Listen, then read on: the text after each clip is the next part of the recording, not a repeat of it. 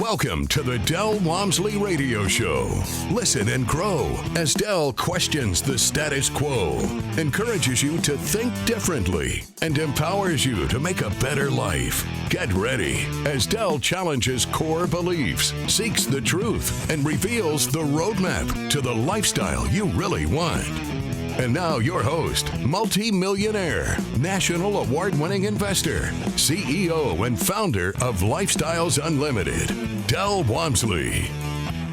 Welcome to the Del Walmsley Radio Show, where the hype ends and the help begins. I'm your host, Del Walmsley, and as always, we're working on your financial freedom. What do I mean by the hype? The hype is that stuff where they're on there trying to sell you something. We're all buyers. I mean, we wouldn't listen to material. We wouldn't watch TV or online videos or YouTubes if we weren't wanting to buy something.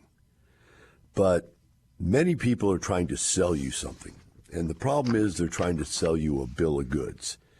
And it's really come to my attention in the last couple of days here that how profuse and aggressive this ignorant sales pitch is in life. So I'm going to bring it down to something and try to correlate some of the experiences that I've had the last couple of days and bring it into a story and put it all together for you that also aligns with some emails and questions you have about what we do here at Lifestyles Unlimited and what I do in life as a real estate investor. And I hope that I can consolidate it correctly and get it together in a manner that you'll be able to make the associations. Otherwise, they'll just be good stories for you to listen to. You might even have a chuckle at me and my pain in some of these situations. But let's start out with this basic concept. The basic concept is that people out there don't really know what they're doing. Or if they do know what they're doing, they don't really care to do it correctly. They just want to get through their life. I meet people all the time that I just question, what the heck is their life about? And a lot of these are younger people that really, I talk to them and I just listen. I've given up on trying to talk to them about stuff because they don't even want to hear it. It's all about listening to the fact that they have no aspirations, no idea what life's going to bring, no idea where they're going. And so why does that bother me? Well, the challenge with that is these people are the people you interact with in life. And as you interact with these people, they don't care. And they're going to sell you a bill of goods. Now, some people are aggressive criminals. I mean, criminal is probably a bad word for it, but they're con artists. And so they're even worse. So you're either dealing with in situations where you get in trouble with people that just don't care to tell you the truth, or people who on purpose don't tell you the truth. And sometimes you can't even tell which it is, right? But whichever it is, it ends up being your problem in life. So the thing I want to talk about today is that some of these things are not, well, I got ripped off in this particular deal in this 5 minutes or whatever. Some of these things are really lifelong problems. They become lifelong problems for you. And that type of ignorance is the type that it structures your whole life. So the fact that you don't realize that you could retire in 2.5 years, 3 years like I did, or between 2 and 5 years like most of our members do, definitely by 7 years like anybody I've ever seen who tried to do it could do. The fact that you don't understand that and you don't believe that is because somebody else has told you it doesn't happen. And that it can happen, and they've told you how it really works, and how it has to work, and how it will work. And because you believe their perspective, their view, their point of view of the world, you have internalized that point of view and just given up. Now, I don't have a lot of those kinds of things in my life to talk to you about because I don't like to get sucked into that kind of thinking. But I'm here today to tell you I got sucked into that kind of thinking. And I'm going to give you two examples that both happened to me in the last week that just drive me crazy because I got sucked into that kind of view. Now, think about this. The pain I'm going to show you is very minimal. It's painful to me because I just hate getting sucked into people's lives and into their, false beliefs and so forth. I kind of pride myself on not doing that. But for you, making those same mistakes has changed your whole life. Your life will never be to the level or the quality of existence that you could have because you believe some of these beliefs. Now, I'll get into the beliefs a little later today after the story, right? And tell stories and so forth. But first, I'm going to tell the story about two things that happened to me in the last week. First one started yesterday. This is the smaller of the two, and it's the one that really started me thinking about this. But I had lost my charger for my iPhone. And I went on a trip, stuck in my back pocket, got in the airplane, fell out of my back pocket, and didn't even know it was gone, got off the plane, had no charger. No problem, I had another one. I carry two when I go places so that I'm okay. And I got there and, forgot about it until I got home. When I got home, I go, okay, my wife wanted her other charger back, and so I had to go buy one. And so I go, where do I get one? She goes, well, go down to Best Buy. Well, Best Buy is the worst place to buy anything I've ever seen in my entire life. So I went and bought this stupid thing. And first of all, I walked in the door, and this guy came up to me. And this is a typical middle-aged, well, not middle-aged, young, mid-30s, I'll call it mid-30s type guy, that is everything that you could probably get in trouble on the radio for talking about. If I described this guy, I'd probably get 14 lawsuits because he just fit every one of those things that you can't talk about, right? And since I'm not telling you what they are, you can't come after me for knowing that you know exactly what I'm talking about. And the person was nice enough. He said, can I help you? And I said, yeah, I need a charger. I showed him my phone, and I said, look, this is what it is. I need the charger for this phone. He goes, okay. And he took me not where the phones were at. He took me somewhere in the back of the store. I couldn't understand that. And he pulls out this charger. And I said, so this is the charger for this phone? He says, yes. I said, well, are there speed chargers and regular chargers? He goes, yeah, this is the speed charger, whatever, blah, blah, blah. And then he didn't have me go to the front to buy it. He rung me up in the back of the store. And so I get checked out, and I leave and I go home. Didn't think anything of it. Didn't even charge it until that night. Pulled it out of the box and looked at it. And he had given me the wrong charger. He gave me the charger to my Mac. That didn't fit my phone. And it didn't fit into my little cube that plugs into the wall. It was something that went to a Mac charger and back to the Mac and into the wall. And I thought to myself, is this guy a complete idiot? He works at an electronics store. I looked at it and go, this is obviously not the right thing. Now I'm going to take it back and get my money back, but it's a waste of my time. It's a hassle that I have to go through. But it started me thinking, did this guy do this on purpose? Or is this guy an idiot? And does the store hire idiots? Or does the store even care who they hire? Or can they even care anymore? And so I was, befuddled by this situation. And I want to equate that to think about yourself is you go out there and say, you know what, I've listened to this Del Walmsley guy on the radio now for a year or two or three or four or five or six. I've heard it all, 7, 8 years.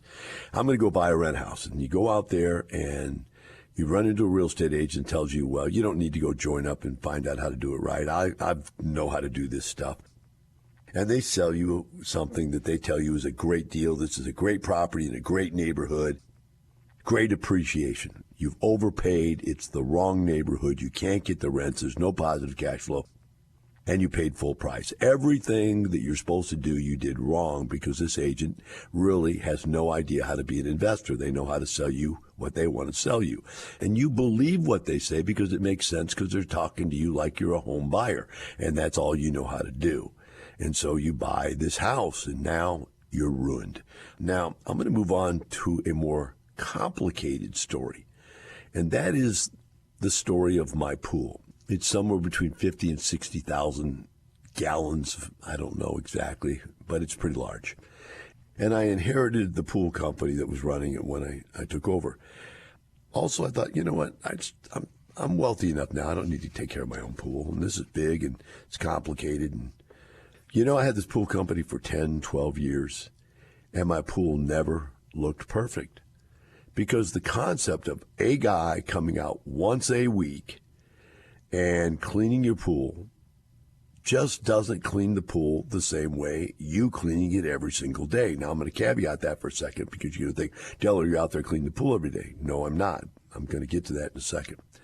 So this pool company, over the 10 years, what did they do? As things broke, they would just take them off. So my automatic chlorinator was taken off, and the pipe was closed off, so you now had to put chlorine into the pool itself. The heaters eventually wore out after 10 years. They rusted out. They put them back on, but they didn't put them back on the same way. The in-ground pool cleaner rusted out and stopped working, and they didn't fix that. And so basically it was just pumps, pumping and cleaning, and they didn't clean the filters correctly and often enough. It was a pain. And so the thing never really was super clean, but they send this guy out once a week, and he'd stand out there, smoking a cigarette. And eventually I made him stop doing that and sitting out, walking around with this big pole and, sweeping and cleaning and, netting all the stuff out of the pool. And they charged me a lot of money. And they would keep the chemicals straight and whatever. So I thought it was all that, man, I guess that's just the way it is when you got a pool that big. And they would tell me, Del, you don't understand how big this pool is. When it rains, it changes the pH in it drastically, and it's evaporating such a fast rate because it's so big and it's so hot out here. And, your skimmer system isn't working quite right anymore because the weight of the giant mountain of rock sits on it has shifted the pool a little bit, so it doesn't really skim correctly, right? So I got rid of them about 3 months ago, and I hired some guy. I said, I'm going to go the other way. I hired some guy, and the guy's name was Mike, I think, and I call him Pool Man Mike. And I have him come out, and this young kid came, and he had all of his little equipment and everything. He was so excited to get this big pool job. And he never could get on top of it. He had brought it back from when it was all, looked like a mud puddle. He got it close to being fine, and it was better. But one day I called the guy and said, hey, look, I've got people coming over. This looks bad. You missed it this week. Or what you didn't get it clean. It's not clean. I got people coming for a party. Can you come clean it? He goes, no, I not only can't clean it, I quit. He just gave up. He couldn't beat it, right? So at that point I said, you know what? I'm going to fix it the Del Walmsley way. I'm going to go figure this thing out. So before I hire somebody else, I'm going to know exactly what they need to do before I hire them to do it, right? And the other thing I decided was, and this is interesting, I want to make sure that we get this in clearly before we come to break. In fact, I think it's too much of a story to put in before break. Let's just say this. I started to investigate how a pool should actually be cleaned and managed. And when we come back, I'm going to blow your mind, because in life, sometimes one little bit of information changes everything in your life forever. We'll be right back with the Del Walmsley Radio Show.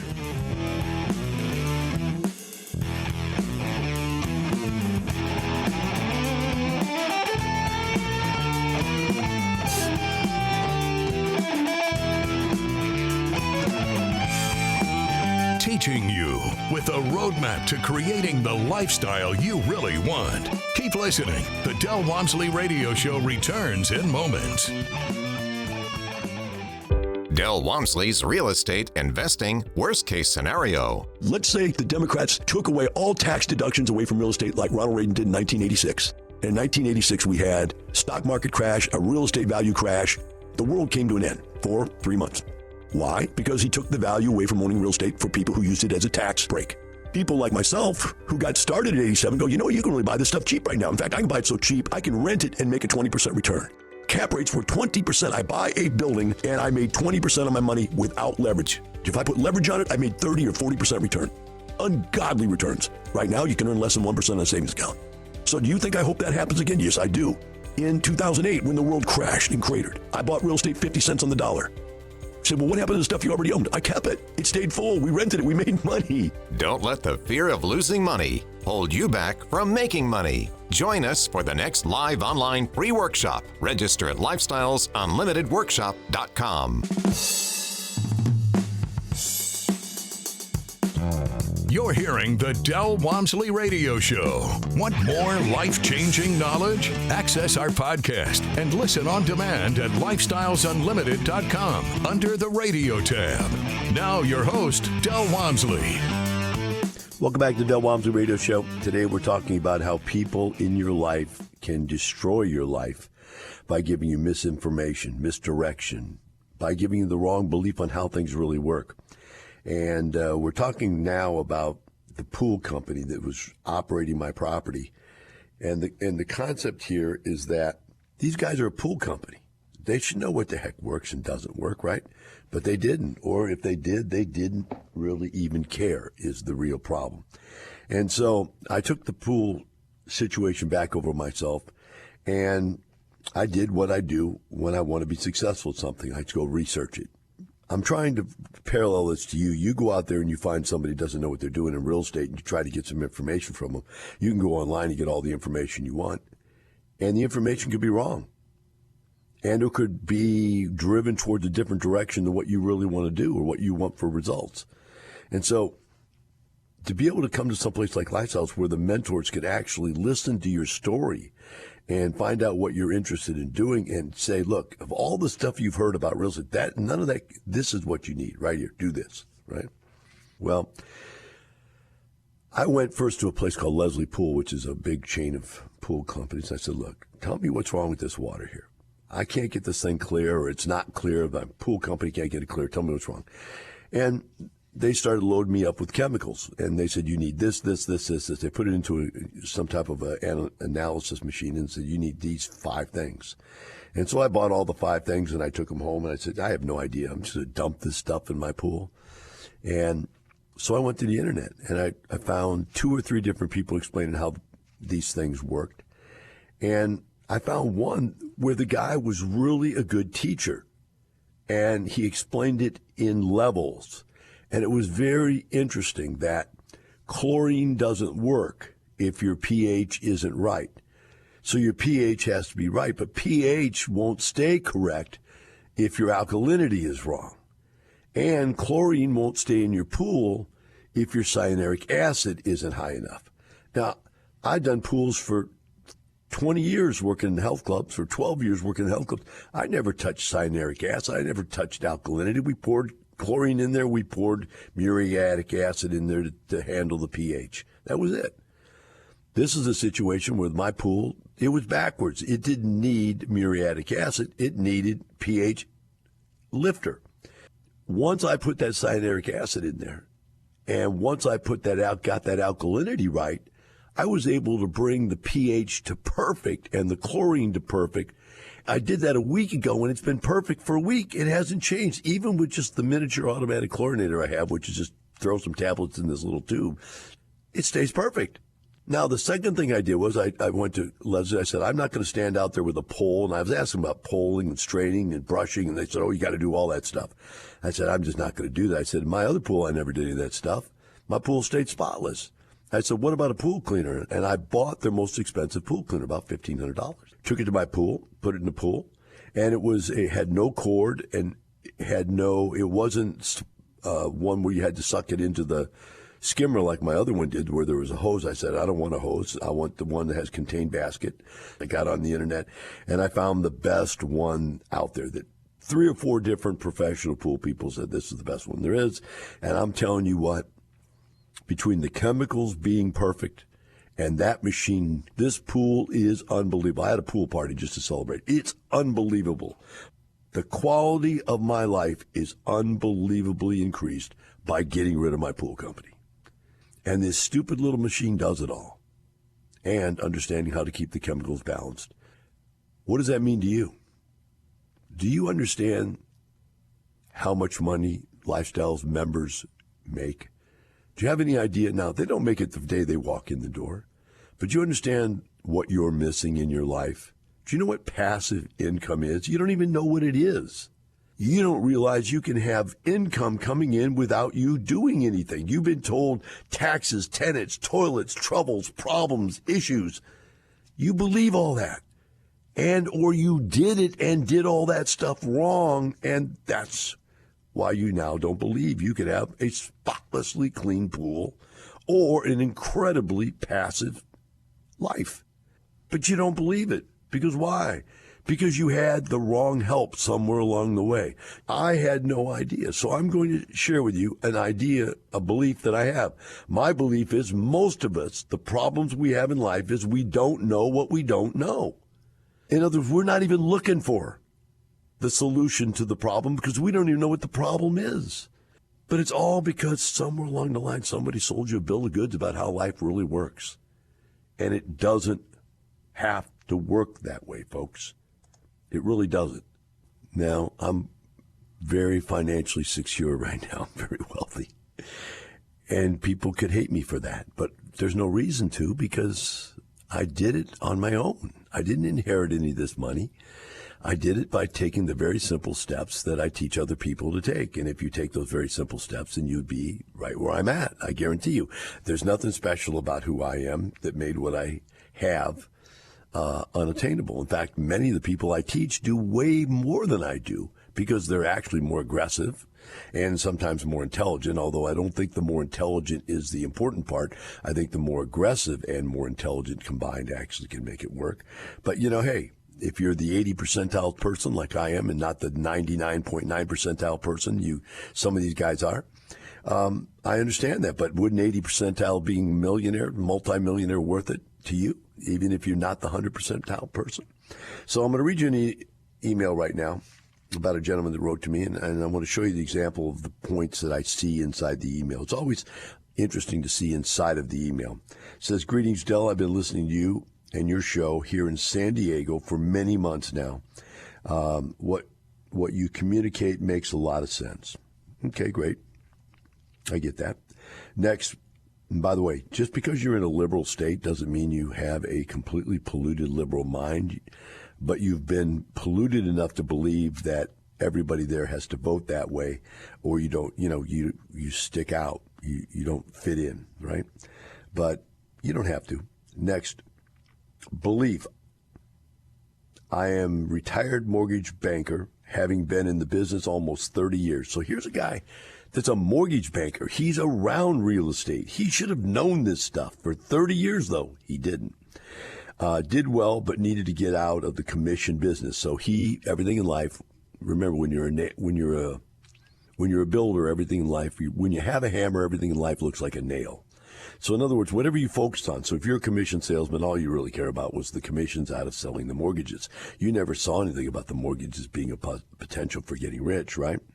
Next it says, after that, I had to get out of the commission business. I applied for a couple government positions, law enforcement, et cetera, and for security, and no avail because of ageism. I ended up getting a bus driver's job, stable, great benefits, good employer. And that's been for the last 6 years. I'm 62 years old. I agree with your philosophy that having a 401k is not the most prudent thing. Liquidating and investing in real estate makes more sense. Now, listen to that carefully. Let's go back to that when he gets to it again. I have a lot of equity in my house, about $500,000 plus, but don't want to use it yet. We'll come back to that. Plus approximately $30,000 in the 401k I want to invest. Now think about this. He's 62 years old. He has $30,000 in his 401k. Did the 401k do anything for him? Think about that. Did the 401k do anything for him? No, not at all. Terrible investment. Says, I know not a substantial amount. Of course, can't liquidate unless I'm no longer employed. So here's the deal. He can't even get to the $30,000 unless he quits his job. That's how stupid a 401k is. It's not even your money. Somebody else is telling you what to do with it. Goes on and says, of course, if I take out the $30,000 somehow, I could be a passive investor with one of your leads. Is this the correct and realistic approach? No, that's the wrong. You could, with $30,000, actually become an investor. You could get in for as low as $10,000, and getting into the program to be a passive investor costs you about $20, so $30 you literally could be in there, but it's not the right thing to do. With $30,000, you could go buy a rent house, not in San Diego, but somewhere else, that pays you $500 a month positive cash flow. That with the $30,000 you could make as much as $25,000 captured equity, make almost 100% return the day you buy it, right? And then you're going to get tax benefits, and you're going to get appreciation. You're going to get mortgage pay down. You're going to get all these wonderful things, right? That we've gone over 1,000 times, and that would be the right thing for him to do, not just to take a small amount and put it in a passive deal and earn, 5 to 10%. You can earn 10 to 30% in a single family house as opposed to 5 to 10% in a passive deal. Now, if you got hundreds of thousands of dollars to invest and you don't want to do anything and you can put it in a passive deal and not have to be involved, then there's upsides to that also. But in this case, it would be the right thing to do. But here's the deal. I'm divorced, father of three grandchildren. Naturally, the quality of the women I attract need more money, et cetera, laugh out loud, whatever. Here's the point. The guy's got $500,000 plus in his house. If he takes that $500,000 out by either selling the house and moving into a less expensive place or renting, or if he just put a mortgage on it and pulled out $500,000, he'd have to pay 5.5% on the $500,000. But if he made 15% on his money, he would make 10% gain. 10% on $500,000 is $50,000. It's going to be tax-free income. $50,000 tax-free is really equivalent to him earning about $75,000 or better at his job. That means this guy could increase his standard of living by $75,000 pre-tax value by just making the right move and still pay the mortgage payments on the house. Still have the house. But he won't do it. He says not yet, not now. He's not ready to do the right thing. He's already 62 years old. What's he going to retire on? When's he going to see the right thing? He wants to mess around with the little $30,000. By the way, it just doesn't make any sense. So here you go. Who gave him this set of ideas? I could increase his quality of living by almost double what he earns now. I don't know what he earns, but I'm assuming it's not much more than $75,000 driving a bus. I could do that if it were my life. But he won't do it. Think about that and remember this. It's not about money. It's about the quality of life. It's the life now. Have a wonderful day. I'll see you tomorrow. The information and opinions you hear on the Del Walmsley radio show are those of the host, Del Walmsley, his guests, and his callers. The Del Walmsley show is for entertainment purposes only. Please consult a professional regarding your personal investment needs. Nothing presented on the Del Walmsley show constitutes an endorsement, recommendation, offer, or solicitation to buy or sell any product or security.